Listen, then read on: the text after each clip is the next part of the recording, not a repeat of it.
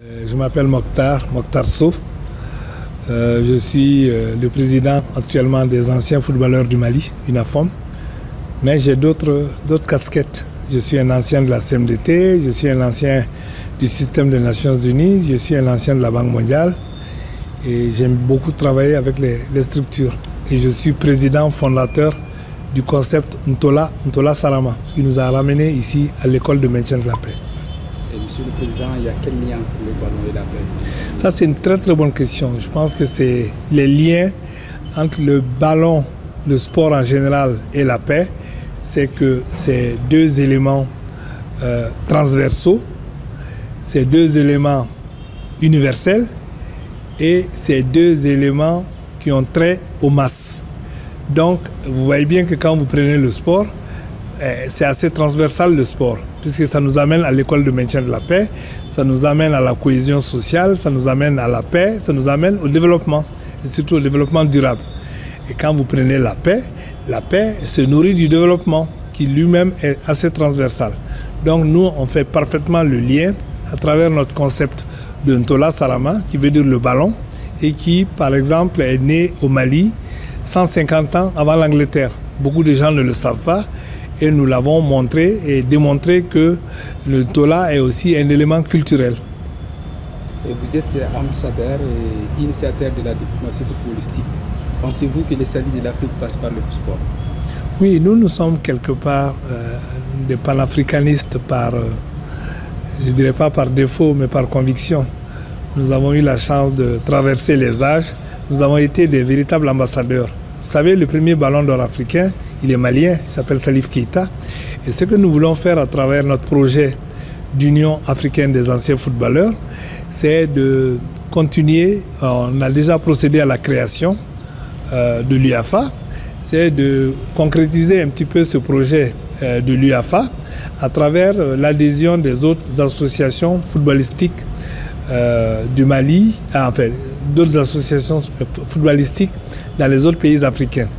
Nous avons fait le Cameroun, nous avons fait l'appel de Bamako, nous venons la semaine dernière de faire l'appel de Lomé, et demain nous comptons faire et Dakar, et Abidjan, et Conakry, et pourquoi pas le Maroc, l'Algérie et un peu toute l'Afrique du Sud et le Nigeria.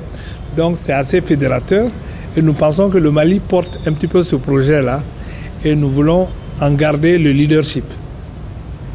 Vous travaillez à maintenir les anciens footballeurs ensemble. D'ailleurs, vous êtes à l'origine de la création de l'Union des anciens footballeurs d'Afrique. Et vous venez de boucler un voyage sur la République serbe du Togo. Quelles sont les retombées de l'attente de vos objectifs? Merci pour cette question. Vous savez, le Mali est ouvert aujourd'hui au Togo et réciproquement. Nous utilisons ce qu'on appelle le concept de diplomatie sportive. Nous avons été invités et nous revenons avec deux résultats concrets en moins de 72 heures. Le premier, c'est que nous avons signé une convention avec l'association des anciens footballeurs du Togo, que nous remercions au passage.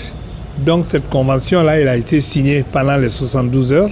Et le deuxième élément, c'est que nous sommes porteurs du message de l'Union africaine des anciens footballeurs, union à laquelle a adhéré le Togo, le Burkina, le Bénin et peut-être demain le Ghana, puisque nous avons eu l'accord presque de principe du capitaine Bafoué, qui est du Ghana. Donc nous comptons continuer. Et pour nous, ça c'est déjà des retombées concrètes en si peu de temps. Monsieur le Président, votre dernier mot? Dernier mot, c'est vous remercier, vous aussi. Vous remercier parce que même si nous, on a un petit savoir-faire, vous avez le savoir, vous avez le faire savoir. Donc, ça fait qu'aujourd'hui, nous sommes complémentaires. Nous vous remercions. Nous remercions aussi très chaleureusement l'école de maintien de la paix, qui pour nous est une maison qui nous a accueillis et ça fait la deuxième fois. Et nous les avons convaincus de la pertinence de notre projet et nous comptons vraiment renforcer ce partenariat avec eux, mais aussi avec d'autres pour que vraiment le Mali puisse se sortir un petit peu de ce contexte un peu difficile. Donc le sport reste un élément de résilience, le sport reste un élément de facteur social, de cohésion et du vivre ensemble. Ça, c'est mes derniers mots. Merci beaucoup.